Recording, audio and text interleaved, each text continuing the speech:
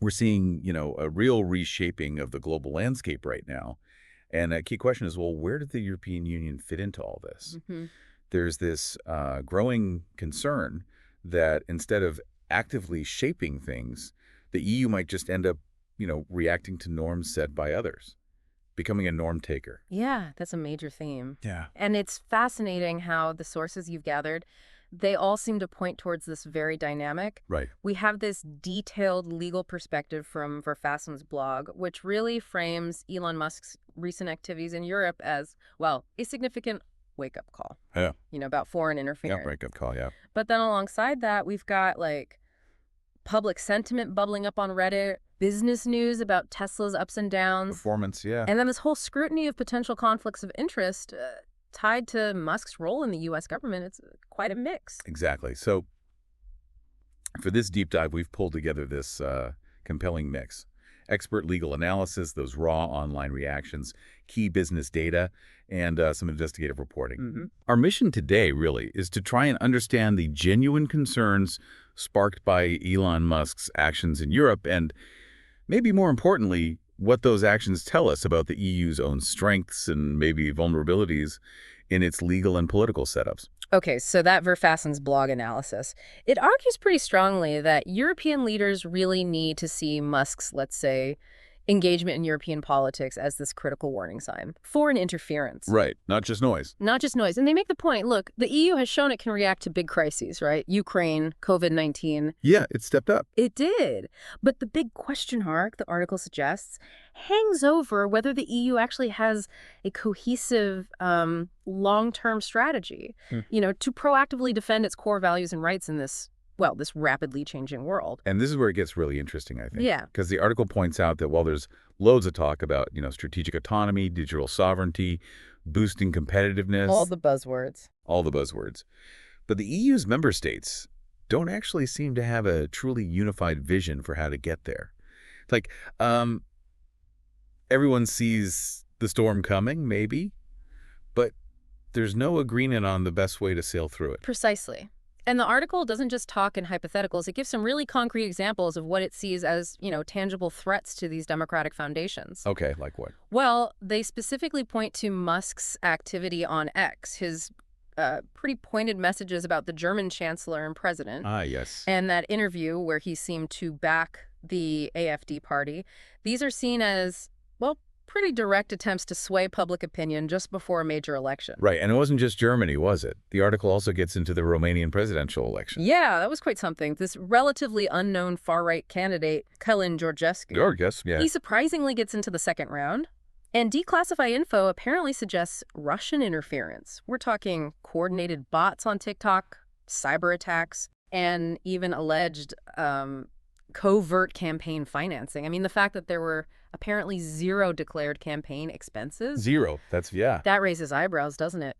And then, of course, you can't ignore the ongoing challenge of Russian disinformation campaigns through their state-controlled media. Like RT and Sputnik. Exactly. Now, the EU has banned some of these channels. Right. But the article asked, how effective are these bans, really? Information often finds other ways in. Yeah, it seeps through the cracks. It does.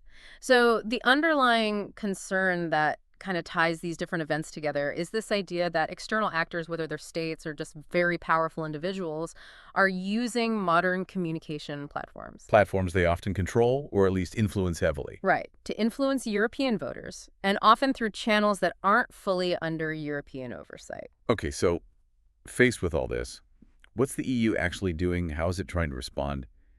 The Verfassungsblog article mentions that RT France v. Council case. Yes, that's a key one.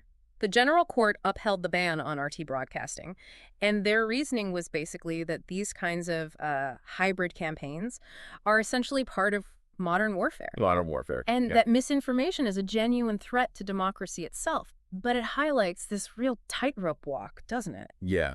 Yeah. How do you balance protecting free speech with, safeguarding the whole democratic system? Exactly. And the article points out some maybe inherent limitations in the EU's current laws, like the Digital Services Act, the DSA. Mm. It tends to be more reactive. It kicks in after something happens. And there's also this kind of built-in assumption that the big platforms will act in good faith, that they'll willingly cooperate on tackling harmful content. An assumption that might be shaky. Well, yeah, especially given the shifting geopolitics. The article mentions the new Trump era, suggesting U.S. tech giants might become, let's say, less inclined to strictly follow European rules if it doesn't suit them. That leads us to the whole Brussels effect idea, doesn't it? The theory that EU regulations tend to become global standards over time. It does, and the article suggests this effect might be weakening, particularly in the digital space. How so? Well, look at the European Commission's initial hesitation, apparently, to act decisively on Musk's AFD support. It seemed like maybe maintaining smooth EU-US relations took precedence, at least initially. So a tension between enforcing its own rules and broader geopolitical factors. That's exactly the tension it highlights, but it's not all negative. The article also details the EU's ongoing efforts to adapt to strengthen its defenses. Okay, what are they doing? They're actively trying to sort of weave together internal and external legal frameworks and policies better to counter foreign interference more effectively. Right. So you have the 2022 Strategic Compass, which specifically called for developing an EU hybrid toolbox for a more coordinated response. A toolbox, okay. Yeah. And then there's the proposed 2024 European Democracy Shield. That draws inspiration from what France and Sweden are doing, aiming for a more comprehensive structure against foreign information manipulation. And it sounds like the EU institutions are trying to get on the same page, too? It seems so. The European Parliament set up a special committee just for the European Democracy Shield.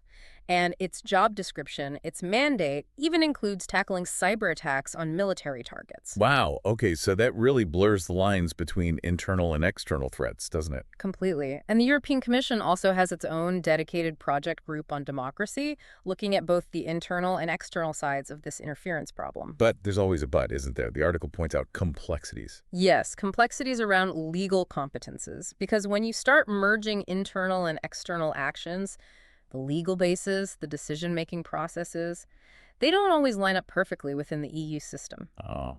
And that statement from the French foreign minister basically suggesting member states might need to take back some power if the Commission doesn't enforce existing laws regarding Musk.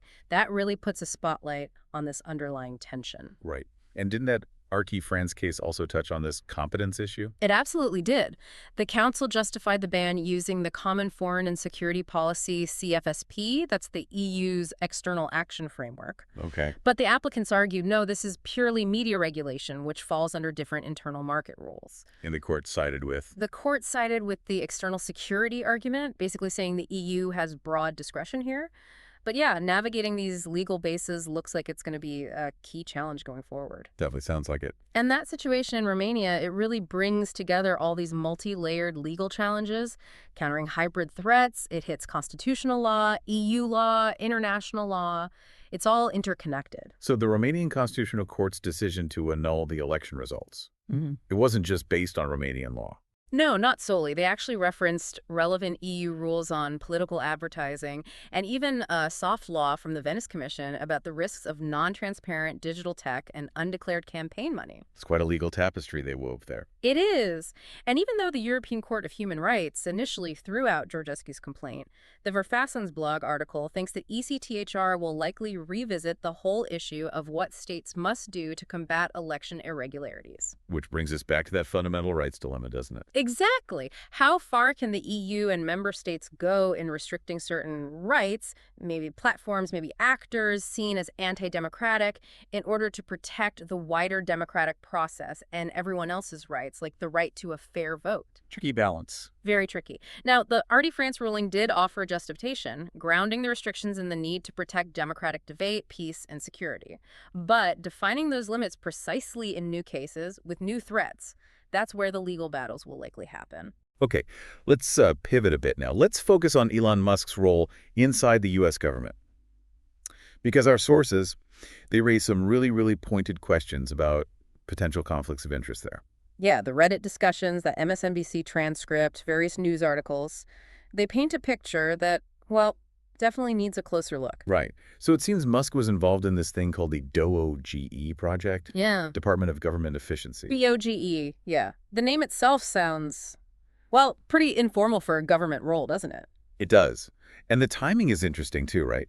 This coincided with Tesla's financials taking a nosedive. A significant downturn, yeah. Reports mentioned, what, a 71% drop in profits? Revenue down, too. Yeah. And some observers, you see this in the sources, suggested maybe Musk's government role actually contributed to a kind of branding problem for Tesla. Stock drops, sales issues, even vandalism. But Musk pushed back on that. He did. He attributed the lower demand more to, broad macroeconomic trends hitting the whole EV industry. Okay, but the specific examples of potential conflicts, they seem pretty stark. The MSNBC transcript and the New York Times reporting talk about this worryingly long list of actions by the new U.S. administration that just happen to benefit Musk's companies. Yeah, it's quite the list. Things like apparently cutting competition for Tesla's EV charging network. Right. And reports of firing investigators who were looking into his contacts with foreign governments. Wow. And what about the agencies dealing with workers' rights? Well, that's particularly concerning. There are reports that agencies like the National Labor Relations Board, the NLRB, and the EEOC, that their ability to function was somehow hampered while they were dealing with investigations, even a lawsuit involving Musk's companies. Hampered how? The sources suggest their capacity was curtailed, effectively. And then there's the FEC, the Federal Election Commission. A commissioner was dismissed, which basically shut down the agency's ability to oversee complaints about Musk's voter registration incentives. It keeps going. It does. The firing of the USDA Inspector General, who'd opened a probe into Neuralink's animal testing. Neuralink, right. And even the head of the Office of Government Ethics. That's the very office that was supposed to be investigating potential conflicts of interest from the DOGE project itself. It almost sounds like something out of a political thriller, doesn't it? It really does. Yeah. The transcript even mentions Musk's previous public complaints about regulators like the FAA and the SEC, and then subsequently these agencies seem to have less authority or apply less scrutiny. There's that quote from Moribba Jah, the aerospace engineering professor. What did he say? He called the situation, with Musk potentially overseeing his own companies like SpaceX, inexplicable and a significant conflict of interest. Especially with SpaceX. Especially. And there's even a Government Accountability Office report mentioning safety issues and environmental impacts from commercial space launches, including SpaceX's Starship. So this web of private business and government power, it gets even more tangled when you look at regulatory credits, right? Absolutely. That Marketplace article explains it well. These government-issued credits have been, historically, a huge financial boost for Tesla and other EV makers. How do they work, basically? Well, systems in California, other U.S. states, the EU, they essentially force companies making gas cars to buy credits from companies that only make EVs, like Tesla or Rivian. Okay. So it's a transfer of money mandated by regulation. Exactly. And the profit margin on selling these credits for Tesla, reportedly near 100%. Wow. The article makes it clear these sales were crucial for Tesla's early profitability, even covering losses from car sales sometimes. And now, apparently, they're using that credit money to help fund discounts on their cars. Which definitely makes you wonder what happens to the EV transition if those credit systems get weaker. It's a very valid question. But interestingly, just as all this scrutiny about conflicts of interest was ramping up, reports emerged that Musk was scaling back his government role. He announced less time on the DOGE project, said the work was mostly done, mentioned the 130-day limit for special government employees. The timing. Again, especially with Tesla's rough patch financially. The timing is certainly notable, and one of our sources, an analyst note from Wedbush Securities, basically said, look, staying deep in the White House could cause permanent brand damage for Tesla. Whereas going back full-time would be better for the company. That was the suggestion. And Tesla itself warned investors about changing political sentiment, possibly hitting short-term demand, and flagged uncertainty in their 2025 guidance because of trade policy shifts. It just shows how interconnected everything is. It really does. And just to add another layer, in a sort of parallel track showing the EU flexing its regulatory muscle. Yeah. We saw those fines on Apple and Meta, right, under the Digital Markets Act. Yes, exactly, which speaks to the EU's broader push to regulate big tech. And the White House reaction. calling the fines economic extortion. Yeah, that really underscores those growing US-EU tensions over tech regulation, and it loops us right back to where we started the EU trying to navigate this really delicate geopolitical position. So wrapping this all up, as we finish this deep dive, it feels like we've really traced these deeply linked themes, haven't we? I think so. There's the clear vulnerability, of democratic processes to outside influence, whether it's states or these super powerful non-state actors. Definitely. And then there's the EU's struggle, really, to build effective legal and policy defenses, trying to find that balance between security and fundamental rights. Balancing act, yeah. And finally, this pretty unprecedented situation of a major tech figure wielding governmental influence, raising all these huge questions about conflicts of interest. Mm-hmm. And the sources you brought together, they really gave us a rich, kind of multi-angled view on it all. Legal analysis, public chat, business data. It all adds a piece to the puzzle. So maybe the final thought to leave you, the listener, with is this. With technology changing so fast and geopolitics constantly shifting, what are the real long-term consequences for, well, national sovereignty, for democratic integrity, especially in a world where those lines between private power and state influence seem blurrier than ever? Yeah, and maybe what responsibility do we all have, individual societies, to actually safeguard our democratic processes in this new landscape? Big questions. Definitely critical questions to keep exploring.